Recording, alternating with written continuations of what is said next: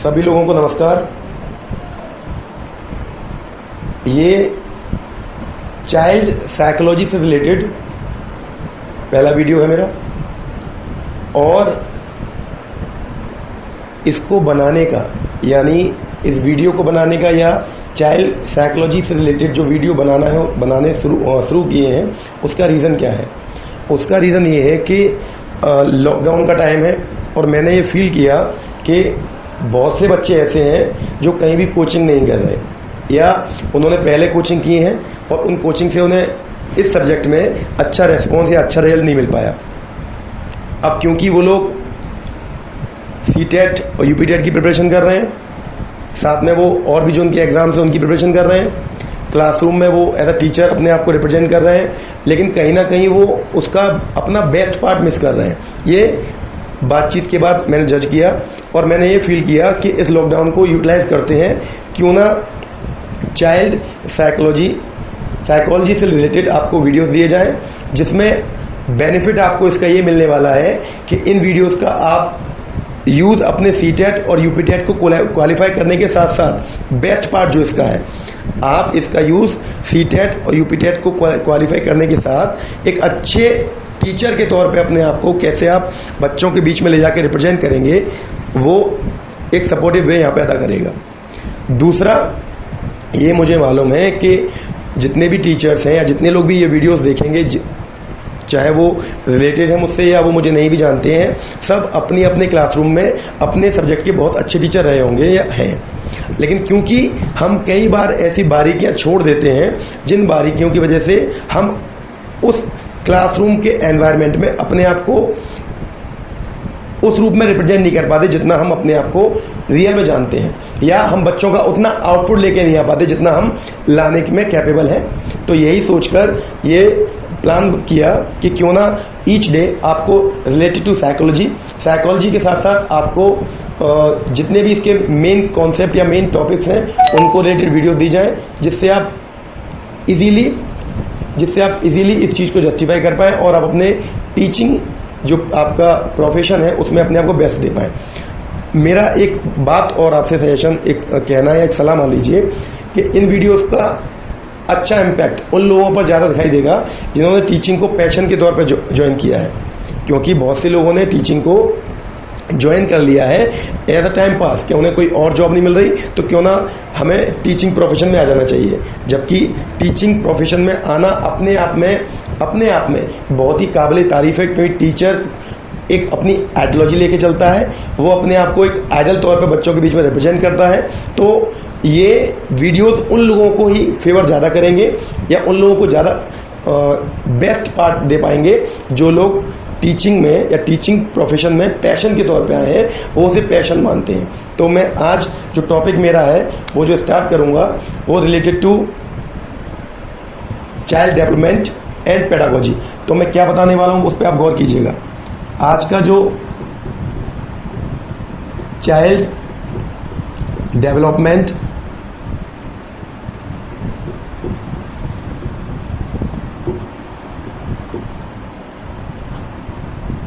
And pedagogy, Hindi में अगर से बोलूं मैं तो बाल विकास और अध्यापन। अब कई बार बच्चों ने मुझसे पूछा है, कई बार क्वेश्चन पुट आउट किया है कि जब वो एग्ज़ाम देने जाते हैं, यूपीटेट सीटेट एग्ज़ाम दे के आते हैं, तो उसमें जो उन्हें क्वेश्चन की पार्ट मिलते हैं उसमें पहला part child development and pedagogy मिलता है। तो उन्होंने पूछा कि भैया साइकोलॉजी एंड पेडागोजी, इनमें कोई सिमिलरिटी है या इन दोनों का आपस में क्या रिलेशन है, या अगर डिफरेंस है तो वो क्या डिफरेंस है, क्योंकि जस्टिफाई नहीं हो पा रहा था। तो आज मैं वही कॉन्सेप्ट लेकर आपको बेसिक चीज़ें क्लियर करूँगा। डेली यही बेसिक कॉन्सेप्ट आपके क्लियर हुआ करेंगे। तो आज मैं आपको बताने जा रहा हूँ पहला जो हमारा तो साइकोलॉजी की बात करेंगे, हिंदी में बोलते हैं इसे मनोविज्ञान। तो आज हमें यही तय करना है, यही जानना है कि साइकोलॉजी मनोविज्ञान है या साइकोलॉजी किस प्रकार का विज्ञान है। तो लेके चलेंगे, हम थोड़ा पीछे आएंगे। आप देख बीएड और डीएलएड की क्लास में आपने पढ़ा होगा, दो वर्ड से मिलके बना है साइकोस एनालॉजी, लोगस। साइको मीन्स या साइकोस मीन्स उन्होंने बताया है आत्मा, और लोगस मीन्स किसी भी चीज़ का अध्ययन करना या कोई निष्कर्ष निकालना, कंक्लूजन निकालना। तो मैं बोलना ये चाह रहा हूँ, देखा जाए तो ये आत्मा का अध्ययन है। इसके अकॉर्डिंग साइकोलॉजी आत्मा का अध्ययन है, और ये बात कही गई थी 16th सेंचुरी में, 16वीं शताब्दी में जब साइकोलॉजी की बात हुई तो कहा गया आत्मा के अध्ययन को साइकोलॉजी कहा जाता है। लेकिन जब कई अच्छे साइकोलॉजिस्ट हुए, मनोवैज्ञानिक जो हुए, उन्होंने अपने अपने कॉन्सेप्ट दिए और उन्होंने बताया कि आत्मा के अध्ययन को साइकोलॉजी इसलिए नहीं कह सकते क्योंकि आत्मा का अपना खुद का कोई अस्तित्व नहीं है, या आत्मा का कोई सॉलिड प्रूफ नहीं है, आत्मा फिजिकल नहीं है, और अगर भौतिक नहीं है तो साइकोलॉजी अध्ययन करने के लिए कैसे यूज में आ सकती है। तो इसको पहली बार रॉस नाम के एक साइकोलॉजिस्ट हुए जिन्होंने कहा, इसका खंडन किया कि मनोविज्ञान, इन्होंने खंडन किया मीन्स मना किया कि साइकोलॉजी आत्मा का विज्ञान नहीं है, means it is not related to विज्ञान,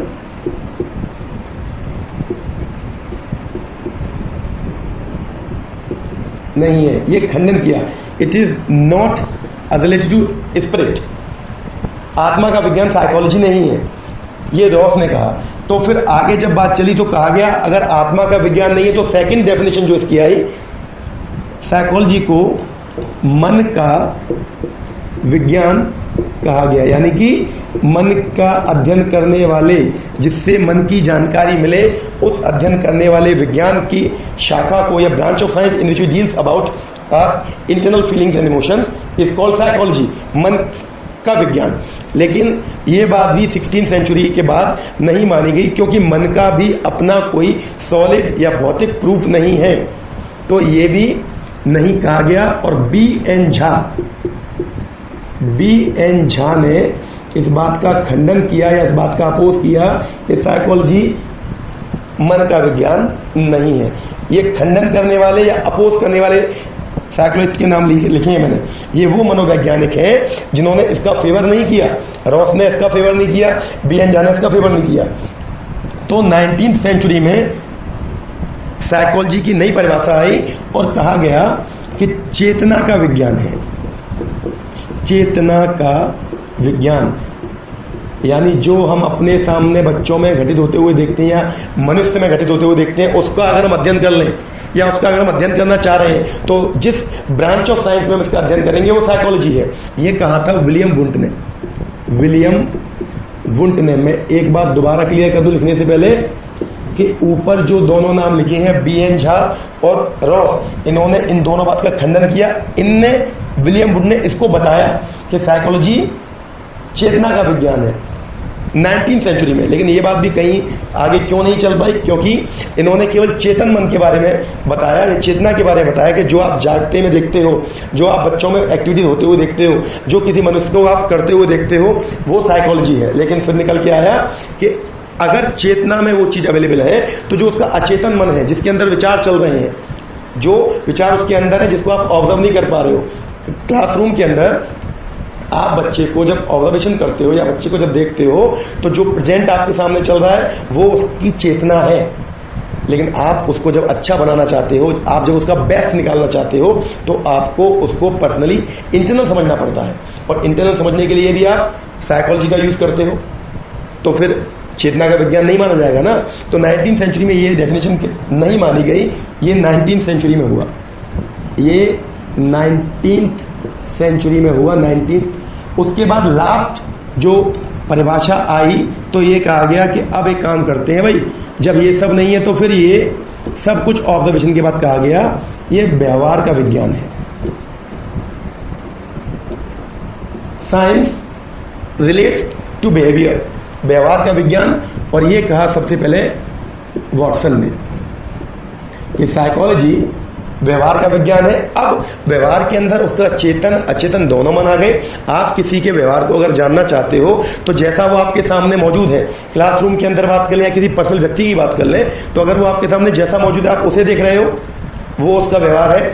साथ में कुछ चीज़ें ऐसी भी हैं जो आप देख नहीं पा रहे हो, उसके लिए आपको उसे अंदर तक ऑब्जर्व करना पड़ेगा, आपको उसकी बारीकियों को समझना पड़ेगा, और वही बारीकियों को समझना अचेतन मन कहलाएगा, उसकी अचेतन फीलिंग्स को समझना।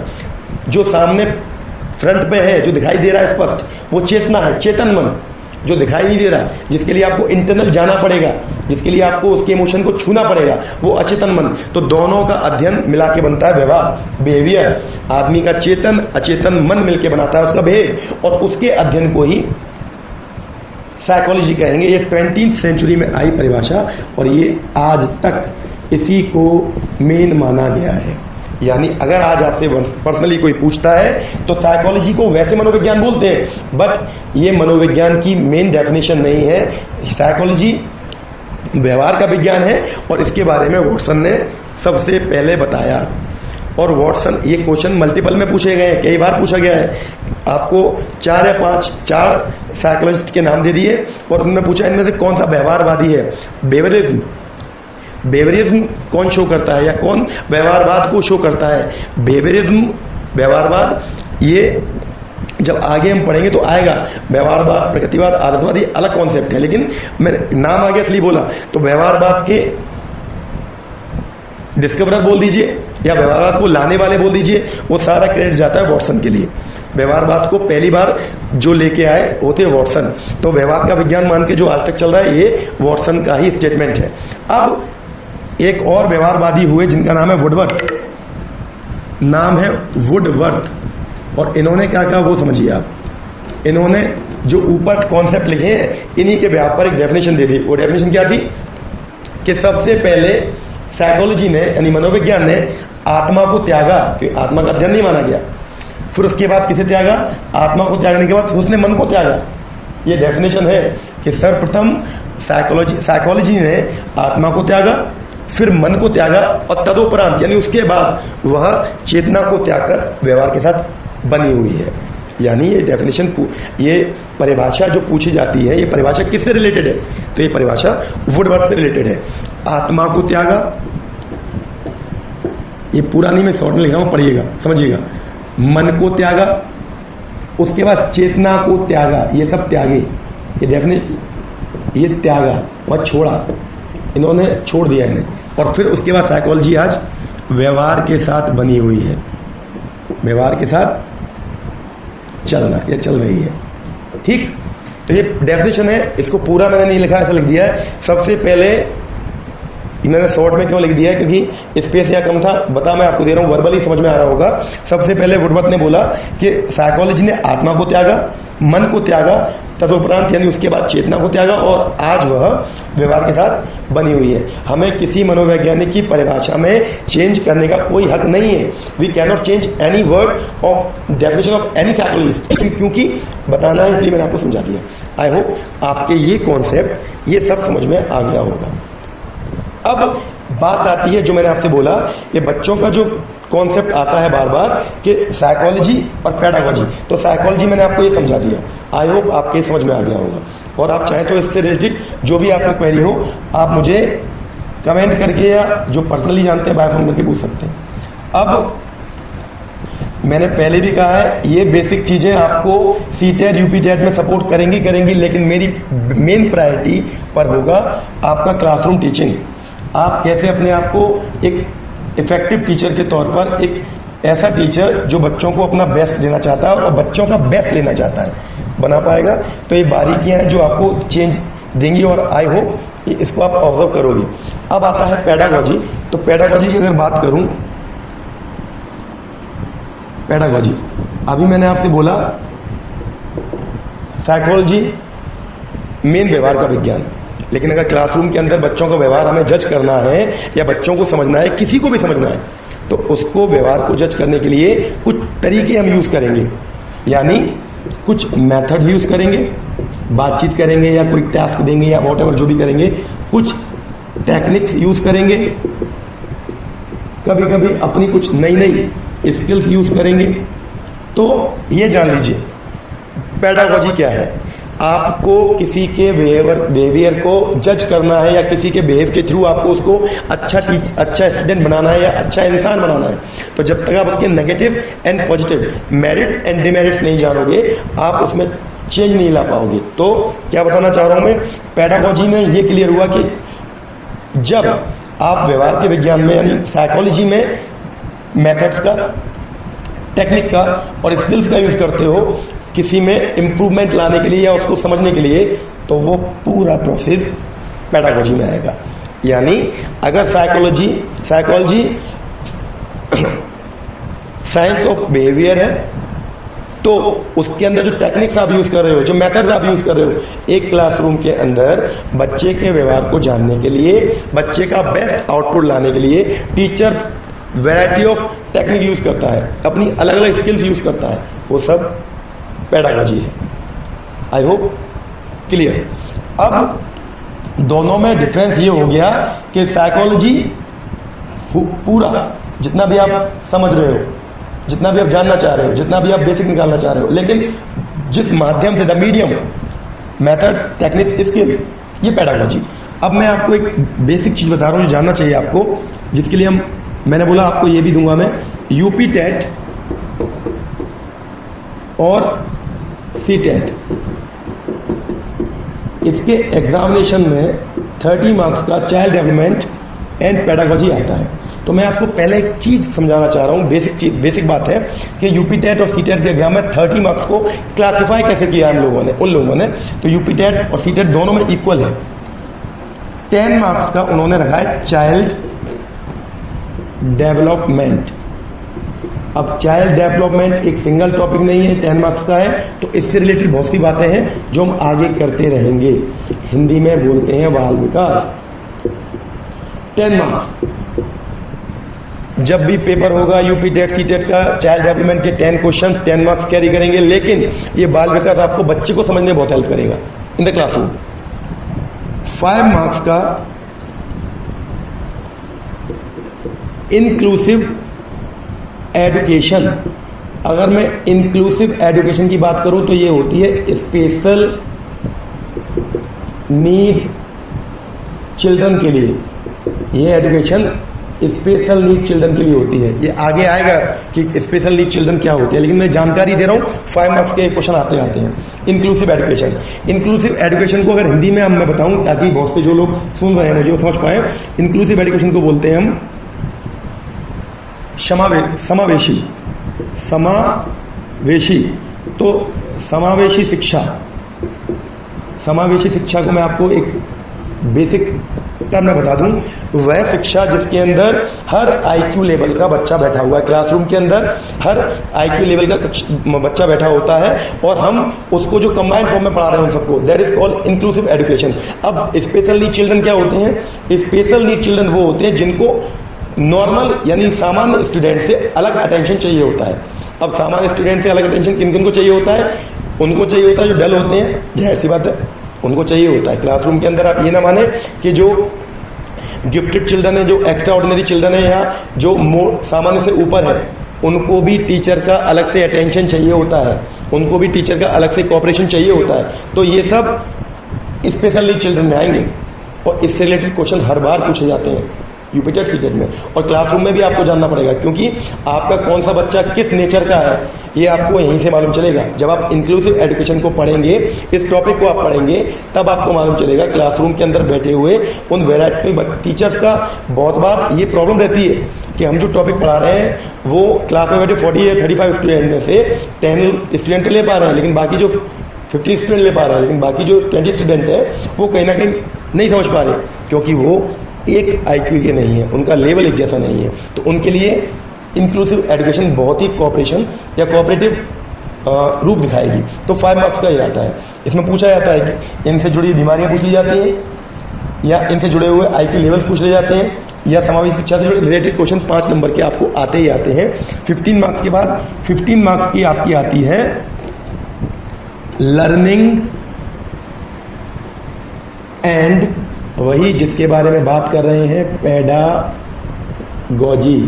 लर्निंग को हिंदी में कहा जाता है। मैं आपको इसलिए बता रहा हूँ ताकि आप लोग कोई भी अगर बीएड को या डीएलएड को यूपी बोर्ड के थ्रू या यूपी बोर्ड के बाद गया हुआ स्टूडेंट होगा तो उसने हिंदी में पढ़ा होगा। अधिगम एंड पेडागोजी मैंने आपको अभी हिंदी में बोला। अध्यापन जानना जरूरी है, English and as well Hindi as well.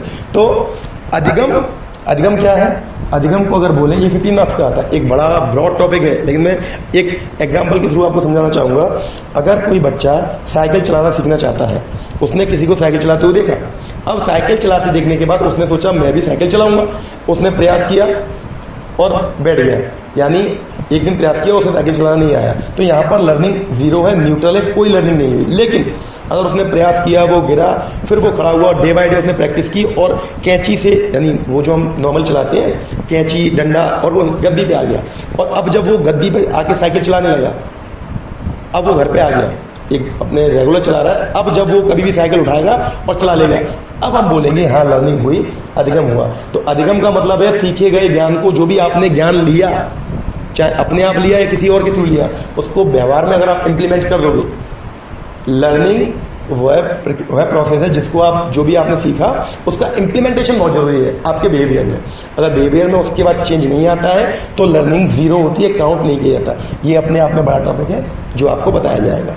और पेडागोजी मैंने बोला वही वे जहाँ पर आपको मेथड, टेक्निक, स्किल्स देखी जाएंगी जो आप साइकोलॉजी में बच्चे को इम्प्रूवमेंट के लिए यूज करोगे। तो कुल मिला के आपका 30 मार्क्स का टोटल ये टॉपिक कवर करना है। लेकिन मैं बार बार एक ही रिक्वेस्ट करूंगा आपसे, ये हम 30 मार्क्स के लिए नहीं कर रहे हैं, हम 30 मार्क्स के ऊपर जो क्लासरूम में जाएंगे हम उसके लिए कर रहे हैं। क्योंकि हम चाहे प्राइवेट टीचर हों या हम गवर्नमेंट बनने वाले हों या बनना चाह रहे हों, तो मैं फिर आपको बता दूं, अच्छे टीचर्स की रिक्वायरमेंट है, लेकिन कौन से अच्छे टीचर्स?